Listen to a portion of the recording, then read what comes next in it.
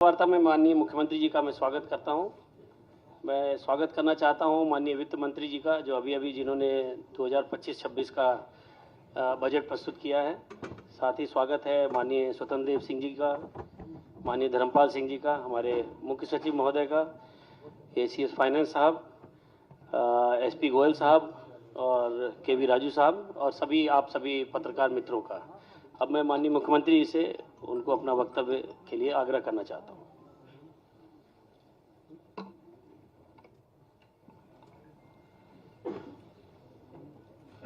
मित्रों, मैं आज की इस विशेष प्रेस वार्ता में अपने सभी सहयोगियों के साथ आप सभी का हृदय से स्वागत करता हूं। आज का दिन अत्यंत महत्वपूर्ण दिन है। देश की आबादी के सबसे बड़े राज्य के द्वारा देश के किसी भी राज्य का सबसे बड़ा बजट 2025-26 का आज विधानसभा में प्रस्तुत किया गया है। 2025-26 के इस बजट की कुछ महत्वपूर्ण बातें जो हाइलाइट्स हैं वो क्या हैं, उनके बारे में ही मैं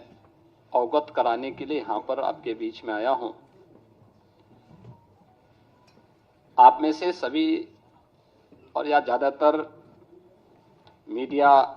से जुड़े हुए बंधुओं ने माननीय वित्त मंत्री जी के बजट भाषण को सुना होगा।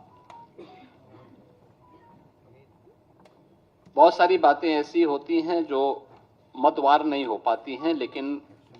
उनका उल्लेख या तो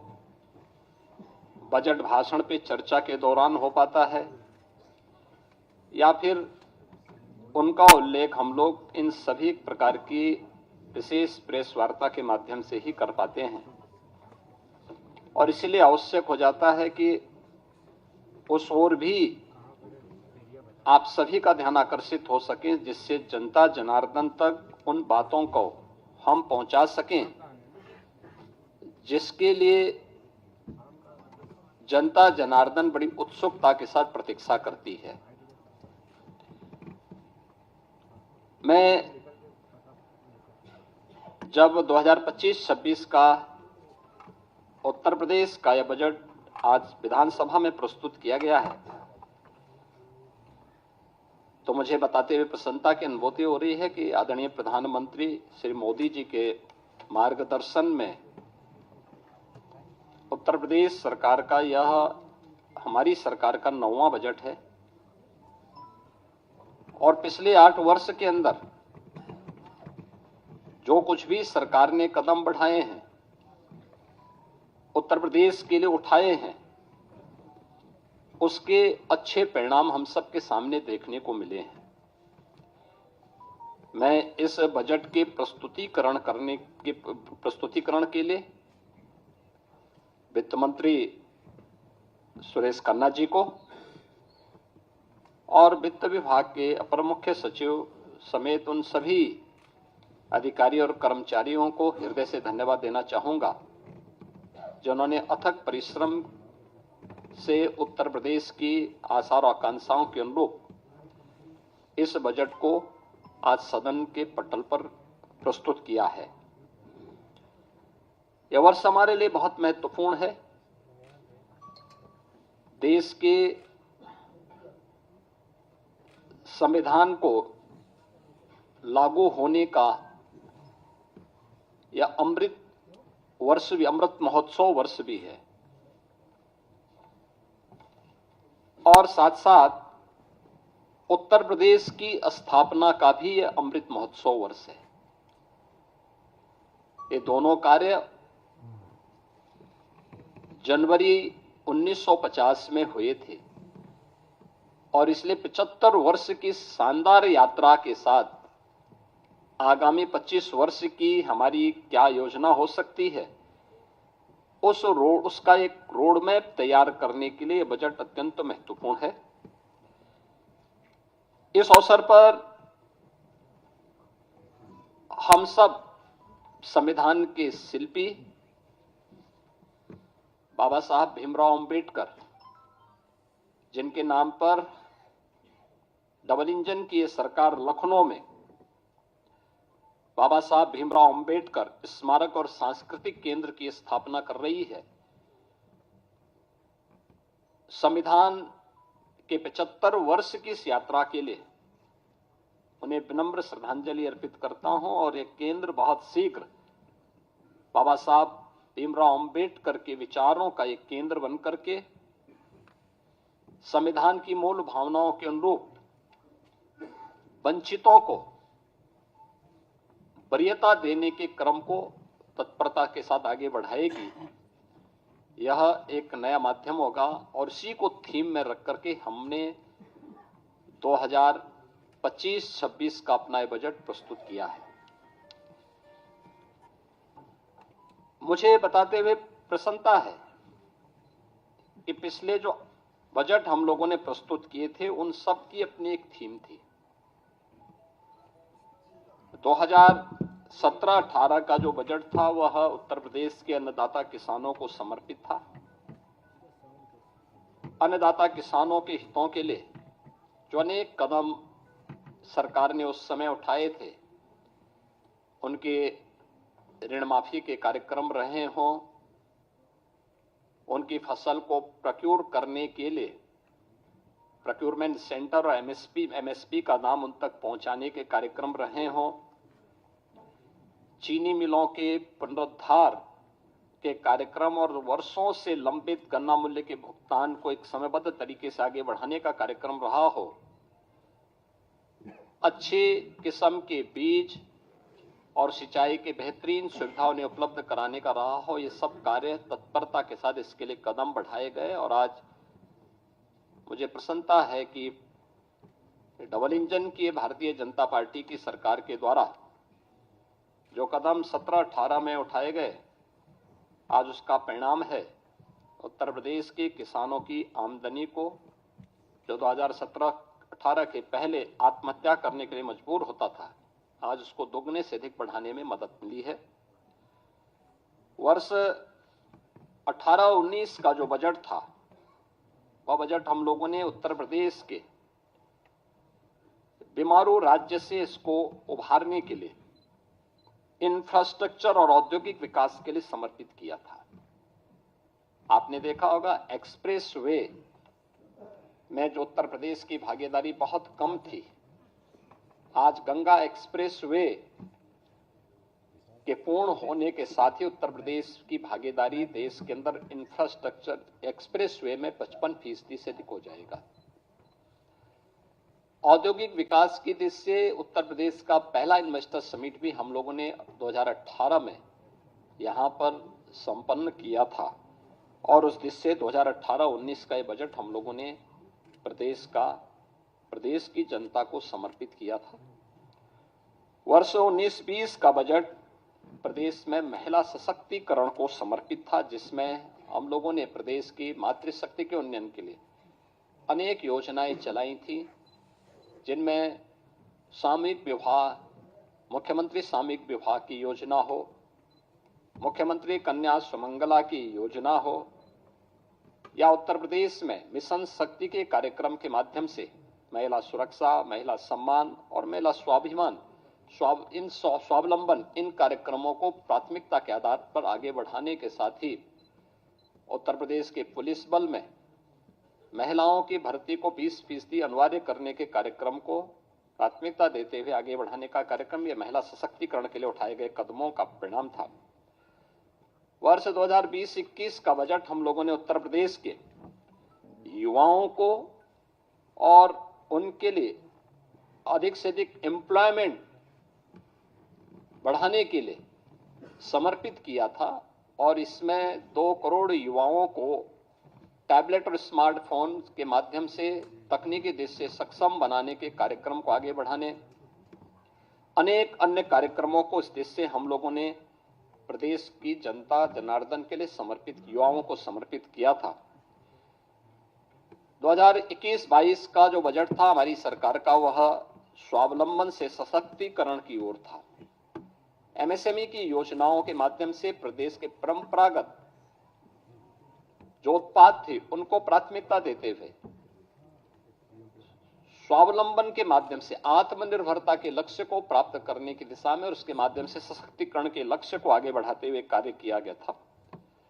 2022-23 का बजट अंत्योदय से आत्मनिर्भरता की दिशा में हम लोगों ने उस समय इस कार्यक्रम को आगे बढ़ाया था। पंचायतों के आत्मनिर्भरता के लिए पहली बार ग्राम सचिवालय के निर्माण के कार्यक्रम को आगे बढ़ाया गया था। पहली बार उन सभी क्षेत्रों में कार्य प्रारंभ हुए थे जो महिला सशक्तिकरण के लिए भी महत्वपूर्ण थे और ग्राम्य विकास की दृष्टि से हमारी जो आज भी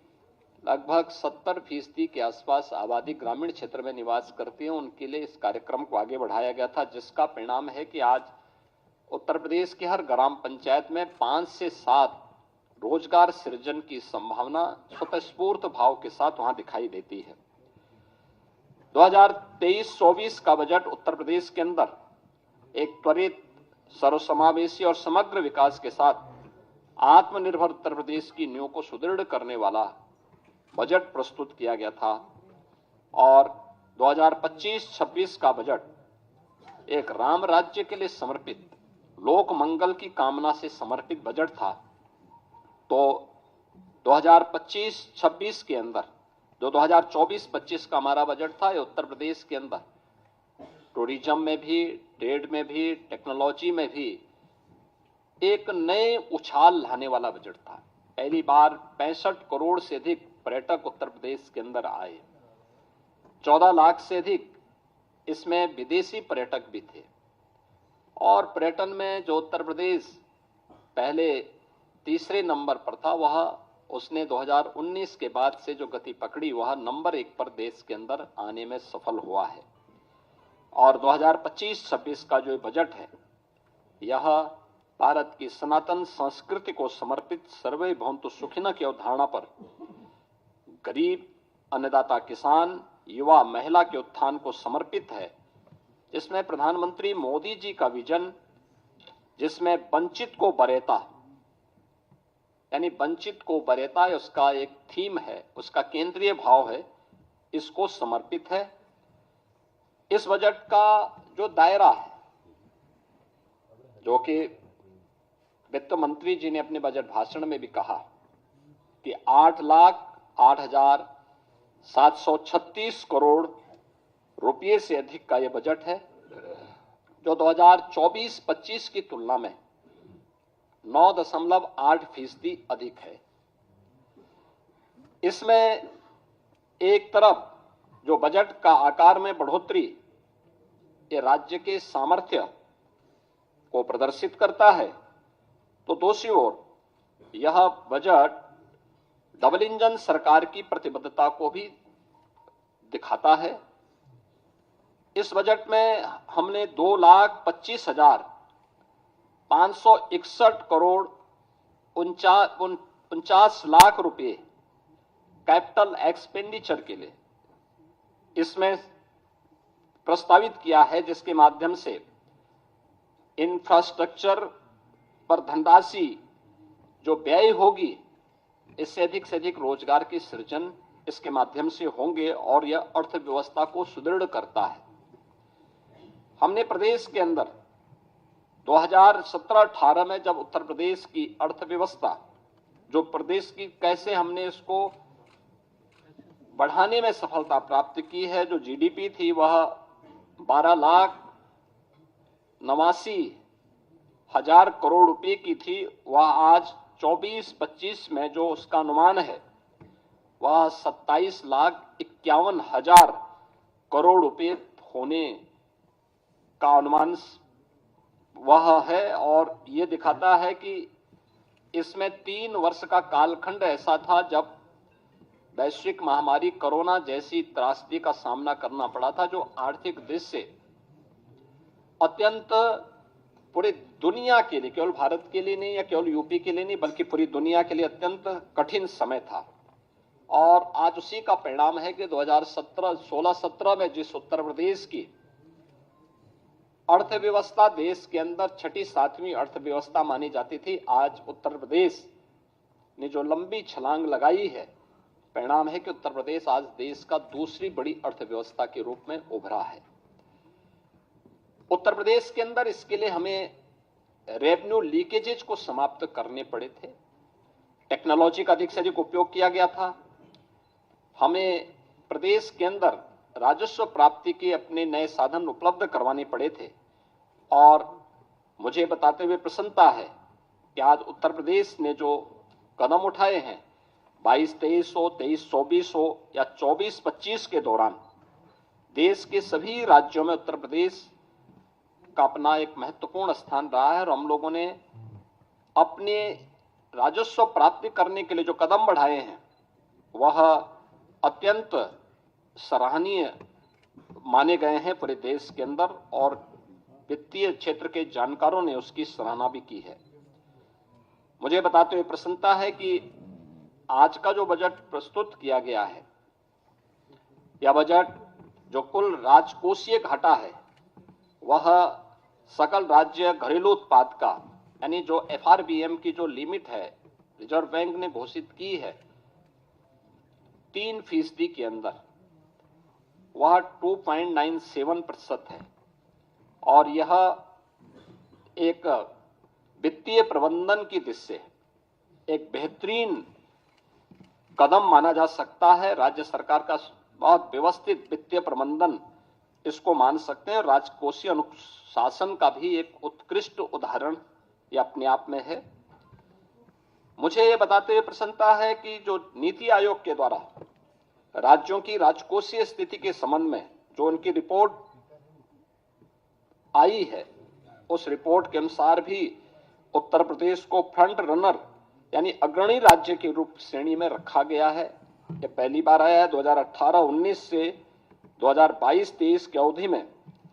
जो प्रदेश का जो फिस्कल हेल्थ इंडेक्स है वह 8.9 अंकों में इसमें बढ़ोतरी हुई है। व्यय की गुणवत्ता में सुधार हुआ है। 18 में 13वीं अवधि में पूंजीगत जो व्यय था वह 8.8% से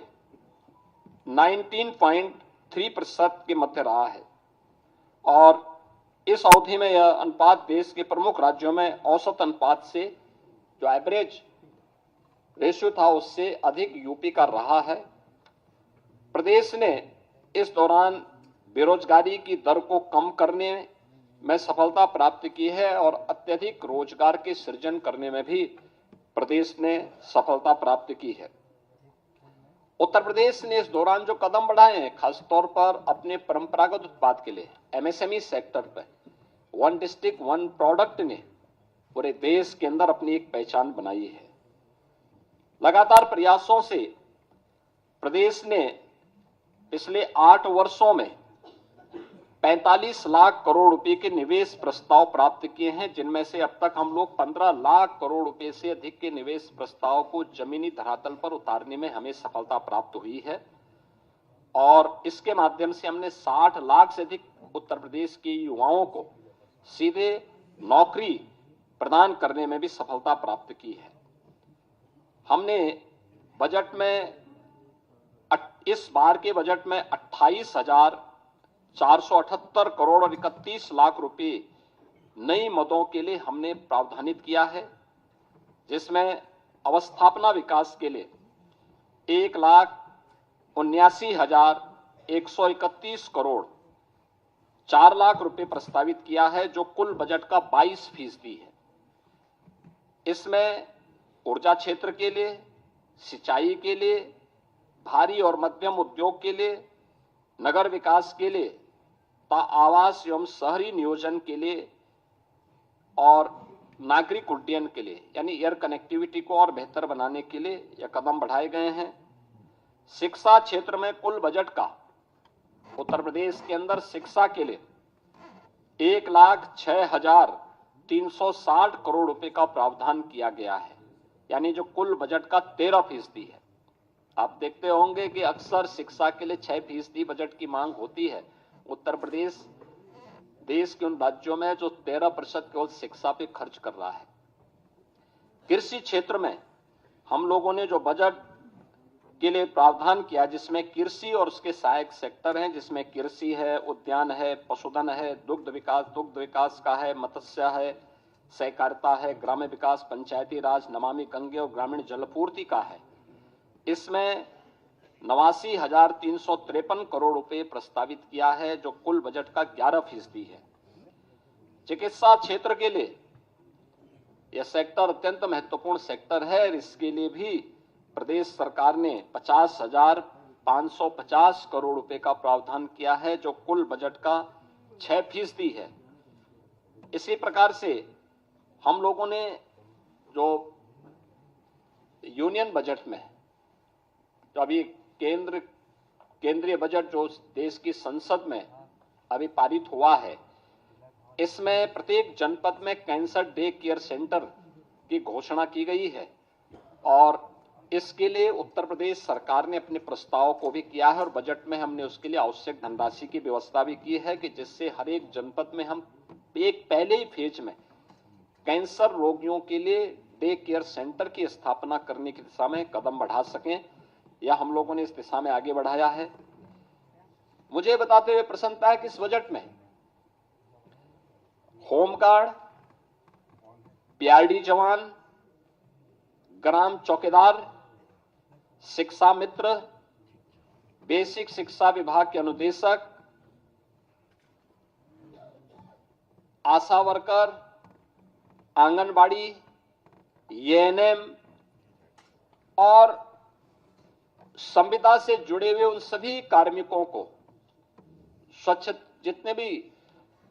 स्वच्छता के कार्यक्रम के साथ जुड़े हुए कार्मिक हैं, इन सभी कार्मिकों को हम लोगों ने अनिवार्य रूप से 5 लाख रुपए के आयुष्मान भारत का कवर हर वर्ष देने की एक बड़ी योजना को भी आज के इस बजट में उसका प्रावधान किया है और इसमें 5 लाख रुपए तक की उनको निःशुल्क स्वास्थ्य की सुविधा उत्तर प्रदेश में मुख्यमंत्री जन आरोग्य योजना के माध्यम से देने की घोषणा इसमें की गई है। मुझे बताते हुए प्रसन्नता है कि समाज कल्याण विभाग के लिए बजट में 35,863 करोड़ रुपए की व्यवस्था की गई है, जिसमें अनुसूचित जाति, जनजाति, पिछड़ा वर्ग, दिव्यांगजन सशक्तिकरण, महिला और बाल विकास के लिए यह धनराशि उपयोग में आएगी। छात्रवृत्ति के लिए 4,720 करोड़ रुपए की व्यवस्था की गई है और निर्धन व्यक्तियों की पुत्रियों की शादी के लिए 900 करोड़ रुपए की व्यवस्था और सामाजिक पेंशन के लिए जो व्यवस्था की जाती है उसमें 13,448 करोड़ रुपए का प्रावधान इसमें किया गया है। मित्रों, इंफ्रास्ट्रक्चर के लिए अब उत्तर प्रदेश अपने एक सुदृढ़ रेवेन्यू सरप्लस स्टेट के माध्यम से बीमारू राज्य नहीं है। डबल इंजन की सरकार ने 8 वर्ष में जो सामूहिक रूप से प्रयास आगे बढ़ाए थे, आज उसका परिणाम है कि हम भारत की डेवलपमेंट में ग्रोथ इंजन की भूमिका के रूप में एक प्रगतिशील राज्य के रूप में आगे बढ़े हैं। इस बार हमने बजट में 4 नए एक्सप्रेसवे की भी घोषणा की है, जिसमें आगरा लखनऊ एक्सप्रेसवे से गंगा एक्सप्रेसवे से आगरा लखनऊ एक्सप्रेसवे तक यानी बाया हरदोई फर्रुखाबाद तक, इसको हम लोगों ने एक तो इसके लिए बजट का प्रावधान किया है। दूसरा, गंगा एक्सप्रेसवे को प्रयागराज से मिर्जापुर, वाराणसी, चंदौली और पूर्वांचल एक्सप्रेसवे के साथ जोड़ते हुए फिर पूर्वांचल एक्सप्रेसवे को इसी मार्ग से ले जाते हुए शक्तिनगर सोनभद्र तक जोड़ने के लिए भी एक घोषणा इसके साथ हम लोगों ने की है, जिसमें बिंद एक्सप्रेसवे के रूप में हम इसको जोड़ने जा रहे हैं। गंगा एक्सप्रेसवे को मेरठ से हरिद्वार तक जोड़ने के लिए भी हम लोगों ने इसमें आज के इस बजट में इसके लिए धनराशि की व्यवस्था की है और गंगा एक्सप्रेसवे को ही हम लोगों ने बुंदेलखंड एक्सप्रेसवे के साथ जोड़ने के लिए भी धनराशि की व्यवस्था आज के इस बजट में प्रस्तावित की है। प्रयागराज में महाकुंभ के अवसर पर इस बार हमारे जो अनुभव रहे हैं उसको देखते हुए हम लोगों को ये अनुभव हुआ है कि वहां पे आवागमन को और सुगम बनाने के लिए 2 नए ब्रिजेज बनाने बहुत आवश्यक हैं। एक शास्त्री ब्रिज के साथ पैरेलल गंगा नदी के ऊपर और एक यमुना नदी के ऊपर जो नैनी में सिग्नेचर ब्रिज है उसके पैरेलल एक नए ब्रिज बनाने के लिए, इसके लिए भी धनराशि की व्यवस्था हमने यहां पर की है। मुझे बताते हुए प्रसन्नता है कि मॉडर्न टेक्नोलॉजी में लखनऊ को आर्टिफिशियल इंटेलिजेंस के एक केंद्र के रूप में, एक हब के रूप में विकसित करने के लिए भी धनराशि की व्यवस्था यहां पर की गई है। इसके अलावा प्रदेश के अंदर प्रत्येक मंडल स्तर पर प्रदेश सरकार ने एक कन्वेंशन सेंटर, ये कन्वेंशन सेंटर जो भी हमारे बनेंगे जिसमें बड़े पैमाने पर हम लोग वहां के सार्वजनिक कार्यक्रमों को आयोजित कर सकेंगे, इनके निर्माण के लिए हम लोगों ने धनराशि का प्रावधान किया है। और ये सभी नगर निगमों में, खासतौर पर प्रदेश के अंदर सभी नगर निगमों में और खासतौर पर उन नगर जो हमारे कमिश्नरी हेडक्वार्टर हैं उन पर पहले चरण में हम इसको करने जा रहे हैं। प्रत्येक ग्राम पंचायत में एक उत्सव भवन बनाने के कार्यक्रम को भी बजट में प्रावधान किया गया, जिसमें शादी ब्याह के हैं, कोई मांगलिक कार्यक्रम है, कोई सार्वजनिक कार्यक्रम ग्राम पंचायत स्तर पर करने हो तो यह एक नई उपलब्धि ग्राम पंचायतों को उपलब्ध करवाई गई है। यह कार्यक्रम भी हम उसको आगे बढ़ाने के लिए, इस कार्यक्रम को भी हम उसके साथ जोड़ने जा रहे हैं। इससे रोजगार का भी सृजन होगा और ग्राम पंचायत को, उसी ग्राम पंचायत में तमाम प्रकार की सुविधाएं उसके माध्यम से मिलेंगी। मुझे बताते हुए प्रसन्नता है कि डबल इंजन सरकार के द्वारा प्रधानमंत्री मोदी जी के नेतृत्व में पिछले 8 वर्ष के अंदर प्रदेश के अंदर उठाए गए कदमों का परिणाम है कि उत्तर प्रदेश में 6 करोड़ लोगों को गरीबी रेखा से ऊपर उठ करके एक सामान्य जीवन यापन करने का एक सुगम मार्ग इस डबल इंजन सरकार ने प्रशस्त किया है। और इस बार गरीबी पर पूरी तरह उसका उन्मूलन करने के लिए सरकार ने जो यूनियन बजट में भी अभी हाल ही में जो बजट प्रस्तुत किया गया, उस बजट की जो थीम है वह भी प्रधानमंत्री मोदी जी ने उसमें जो महत्वपूर्ण प्रावधान किए हैं वह वही एक कि $5 ट्रिलियन की इकोनॉमी बनने के लिए भारत के लिए आवश्यक है कि वह जीरो पॉवर्टी के लक्ष्य को प्राप्त करे। और उत्तर प्रदेश देश की आबादी का सबसे बड़ा राज्य है, सबसे बड़ा चैलेंज हमारे सामने है। हमारा सर्वे लगभग पूरा हो चुका है और हमने बजट में उसके लिए प्रावधान किए हैं, दोनों प्रकार के प्रावधान किए हैं। एक, जिनके पास जो सुविधा नहीं है उन गरीबों को उन सुविधाओं के लिए, चाहे वह विभिन्न विभागों के साथ मिलकर के या फिर एक मुश्त उसको उस व्यवस्था के साथ जोड़ने के लिए, इसके लिए धनराशि की व्यवस्था जीरो पॉवर्टी को, उस टारगेट को अचीव करने के लिए भी हम लोगों ने इस व्यवस्था में की है। और इसके लिए एक व्यवस्था दी गई है कि हम उस लक्ष्य तक उस परिवार को लेके जाएंगे कि मिनिमम वह परिवार के एक व्यक्ति को रोजगार भी मिल सके और उस परिवार में कम से कम 1,25,000 रुपए की एक निश्चित आय, वार्षिक आय उस परिवार के व्यक्ति को रोजगार या किसी न किसी काम के माध्यम से उपलब्ध करवा सके। यह एक प्रयास सरकार के स्तर पर प्रावधान किया गया है। इसके साथ ही हमने इसके लिए धनराशि 2025-26 में इसके लिए अलग से भी धनराशि की व्यवस्था की है। युवाओं के लिए हम लोगों ने एक व्यवस्था की है और इसमें शिक्षा है, रोजगार है, उद्यमिता में सरकार की प्राथमिकता को आगे बढ़ाते हुए प्रदेश के हर जनपद में हम लोगों के द्वारा एक प्रावधान किया जा रहा है कि हर जनपद में हम एक डिस्ट्रिक्ट इकोनॉमिक जोन बना सकें, जो एक एम्प्लॉयमेंट जोन के रूप में कर सके। और ये एम्प्लॉयमेंट जोन भारत के, अखंड भारत के शिल्पी लौह पुरुष सरदार वल्लभ भाई पटेल के रूप में जाने जाएंगे, जो प्रदेश के युवाओं को उन्हीं के क्षेत्रों में वहीं पे रोजगार के साथ जोड़ने में भूमिका, और ये अलग अलग प्रकार के होंगे, खासतौर पर अलग अलग प्रकार के कार्यक्रमों के साथ जुड़ेंगे। कोई इकोनॉमिक जोन औद्योगिक विकास के लिए होगा, कोई एमएसएमई के लिए होगा, कोई टेक्सटाइल के लिए होगा, कोई एजुकेशन के लिए होगा, कोई हेल्थ के लिए होगा, अलग अलग उसके लिए हम इन सभी जोन को उसके साथ विकसित करेंगे और उसमें एक सुविधा उसके साथ हम जोड़ने जा रहे हैं। इसके अलावा हम लोगों ने 10 जनपदों में इस बजट में एक प्रावधान किया है कि 10 जनपदों में हम लोग वस्त्र उद्योग के लिए, टेक्सटाइल पार्क के लिए निर्माण के कार्यक्रम को आगे बढ़ाएंगे। यह योजना हमारी समर्पित होगी संत कबीर के नाम पर। संत कबीर के नाम पर यह योजना उन जनपदों में वस्त्र उद्योग के लिए होगी। तो 2 जनपदों में राज्य सरकार 2 नए लेदर पार्क के निर्माण के कार्यक्रम को आगे बढ़ाएगी, जो योजना समर्पित होगी संत रविदास जी के नाम पे। इसके अलावा यह वर्ष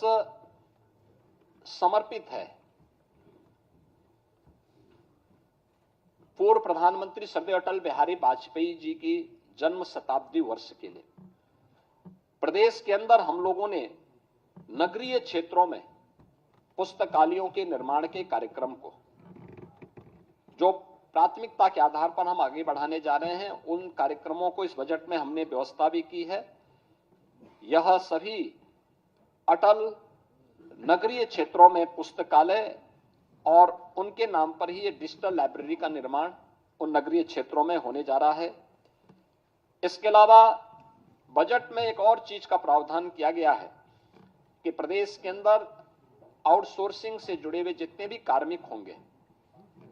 उनके न्यूनतम मजदूरी को सुनिश्चित करने के लिए प्रदेश के अंदर हम लोगों ने एक व्यवस्था की है कि वह एक व्यवस्था के साथ हम लोग करने जा रहे हैं कि जिससे एक हम लोग प्रदेश के अंदर ही उस प्रकार की एक व्यवस्था करेंगे कि जिससे न्यूनतम पारिश्रमिक उन कार्मिकों को 16,000 से लेकर के 18,000 के दायरे में सीधे उनके अकाउंट में मिल सके। और इसके लिए एक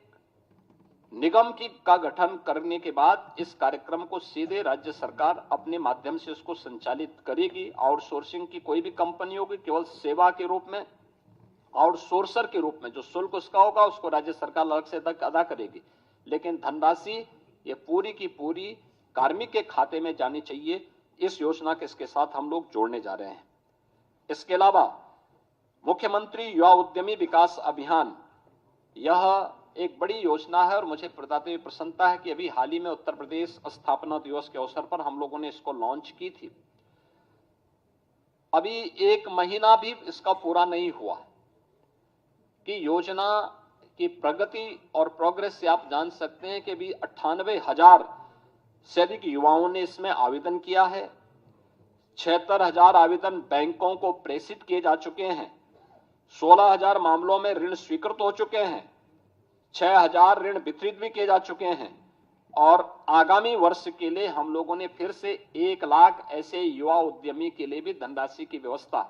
राज्य के बजट में की है। 1,000 करोड़ रुपए की बजट की व्यवस्था इसके साथ हम लोगों ने की है। उत्तर प्रदेश वानिकी के क्षेत्र में हम लोगों ने काफी प्रगति की, यानी वन आच्छादन उत्तर प्रदेश के अंदर बढ़ा है। और वन आच्छादन बढ़ाने के जिस लक्ष्य को देश के अंदर जिन राज्यों ने सर्वाधिक प्रगति की है, पिछले 8 वर्ष में हमारी सरकार ने 210 करोड़ वृक्षारोपण के बृहद लक्ष्य को प्राप्त किया है। गत वर्ष देश के अंदर एक पेड़ मां के नाम, इस कार्यक्रम को भी हमने बहुत अच्छे ढंग से आगे बढ़ाया था, जिसमें 36 करोड़ से अधिक वृक्षारोपण के कार्यक्रम को हम लोगों ने आगे बढ़ाया। इस पे रिसर्च के लिए एक नए विश्वविद्यालय की स्थापना के लिए और साथ साथ वानिकी विश्वविद्यालय के साथ साथ वो औद्यानिक भी बन सके, यानी औद्यानिक उसको भी हम आगे प्रमोट कर सकें, इसके लिए एक विश्वविद्यालय के निर्माण के लिए भी हम लोगों ने धनराशि की व्यवस्था इसमें की है और यह कार्यक्रम अब तक आगे बढ़ने जा रहा है। खासतौर पर एक नया कार्यक्रम अन्नदाता किसानों के लिए जो हम करने जा रहे हैं, उन्नत किस्म का बीज उन्हें प्राप्त हो। यह लखनऊ में हम लोग उसे एक सीड पार्क का निर्माण करने जा रहे हैं। यह सीड पार्क भारत के पूर्व प्रधानमंत्री और किसानों के मसीहा चौधरी चरण सिंह जी के नाम पर समर्पित होगा और इसके लिए भी 250 करोड़ 251 करोड़ रुपए की व्यवस्था हम लोगों ने इस बजट में इसका प्रावधान किया है। अन्नदाता किसानों के लिए हम लोगों ने 26 जनपदों में यूपी एग्रीज के अंतर्गत 4000 करोड़ रुपए की निवेश करके कृषि क्षेत्र में क्रांतिकारी बदलाव लाने के लिए एक कार्यक्रम को आगे बढ़ाया है। ऐसे ही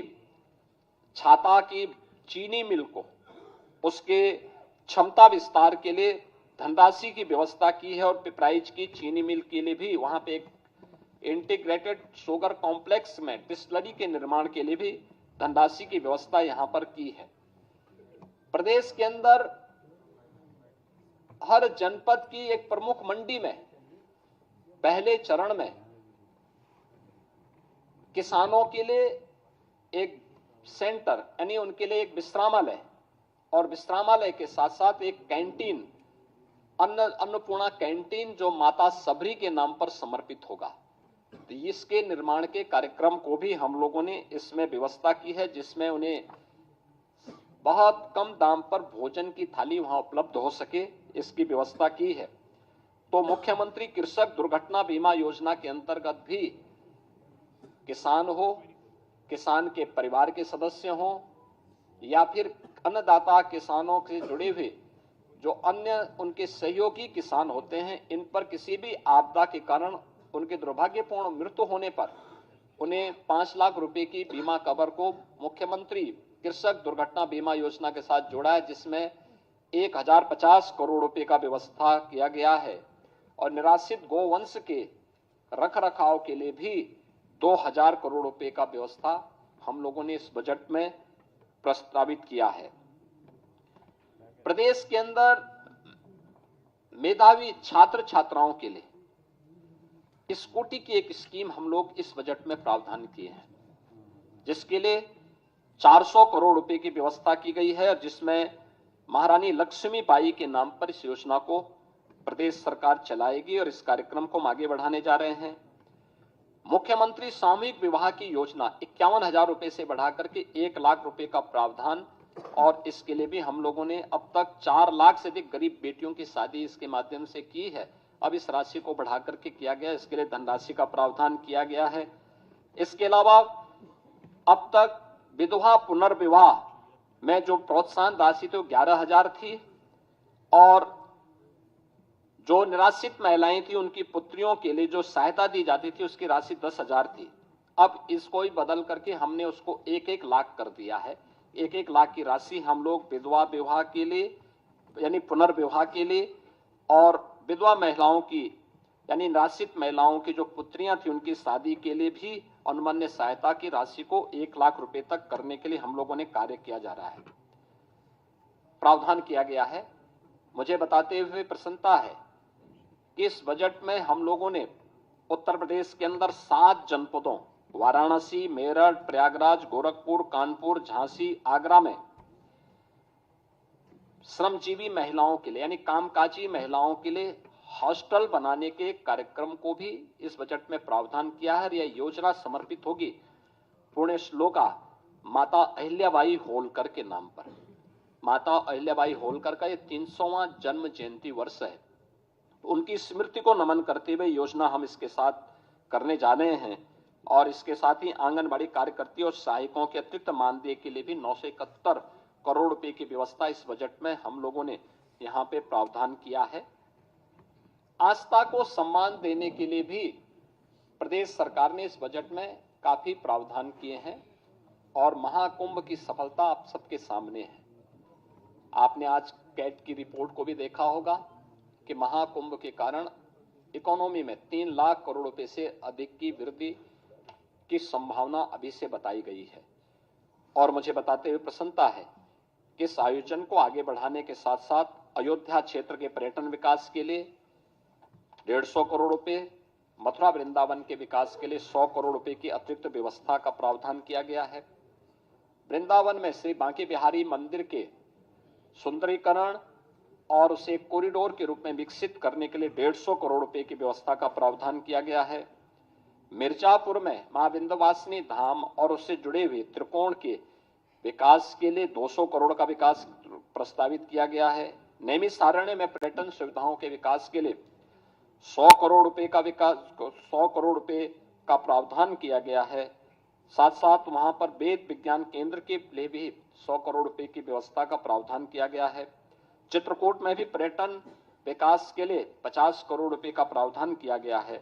ये सभी कार्यक्रम हम लोगों ने इसके साथ जोड़े हैं और मुझे बताते हुए प्रसन्नता है कि आदरणीय प्रधानमंत्री जी के मार्गदर्शन में, उनके नेतृत्व में ये डबल इंजन की सरकार 5T पर, जो 5T का मंत्र प्रधानमंत्री मोदी जी का है, trade, tourism, technology, tradition and talent को मंत्र मान करके